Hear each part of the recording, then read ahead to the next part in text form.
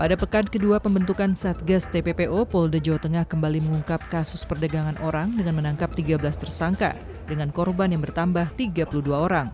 Pengungkapan ini disampaikan Brigjen Pol Abioso Senwaji, Wakapolda Jawa Tengah selaku Kasatgas TPPO Polda Jawa Tengah di Mapolda Jawa Tengah Rabu 21 Juni 2023. Sepekan sebelumnya, Satgas TPPO Polda Jateng berhasil mengungkap 26 kasus TPPO dan mengamankan 33 tersangka, dengan total 46 tersangka dan total korban 1.337 orang. Kasus tersebut hasil dari pengungkapan dari berbagai wilayah kota dan kabupaten di Jawa Tengah. Laporan polisi yang ditangani oleh Polda Jawa Tengah bertambah pada pekan kedua ini ada penambahan 13 laporan polisi, kemudian tersangkanya juga bertambah 13, kemudian korbannya bertambah 32. Total jadi dapat saya sebutkan pada pekan kedua atau minggu kedua untuk laporan polisi yang ditangani oleh Polda Jawa Tengah sebanyak 39 laporan polisi, tersangkanya berjumlah 46 dan korbannya sebanyak 1.337. Ya, tentu dalam kesempatan ini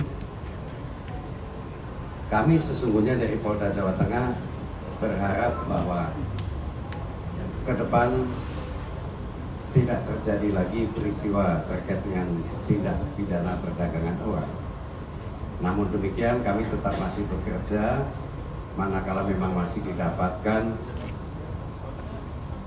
di seluruh jajaran Polda Jawa Tengah adanya kegiatan terkait dengan tindak pidana perdagangan orang, maka kami tetap akan melakukan penegakan hukum. Sementara itu, Direktur Reserse Kriminal Umum Polda Jawa Tengah Kombes Pol Johansson Ronald Simamora mengungkapkan, tindak pidana perdagangan orang adalah kejahatan yang dilakukan secara terstruktur oleh sindikat penyalur tenaga kerja. Yang pasti kasus TPPO adalah sindikat jaringan, tidak bisa bekerja sendiri.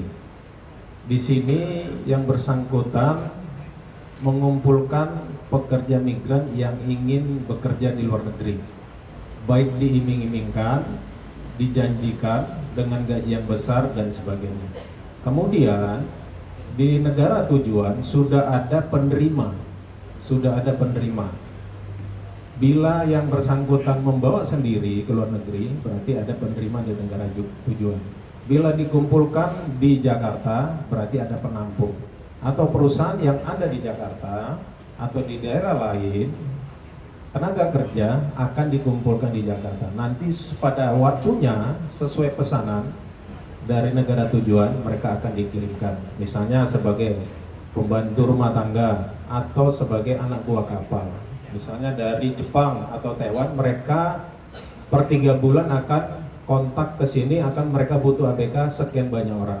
Sehingga nanti orang-orang yang sudah daftar nama yang ingin bekerja sebagai ABK ini akan dikirimkan ke luar negeri, kemudian di sana akan ditampung, diterima dan langsung dipekerjakan.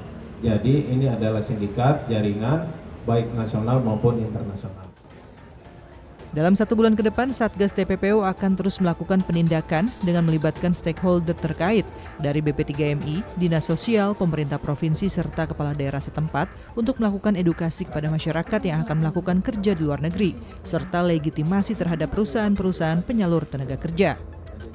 Tim Humas Polda Jawa Tengah melaporkan untuk Polri TV.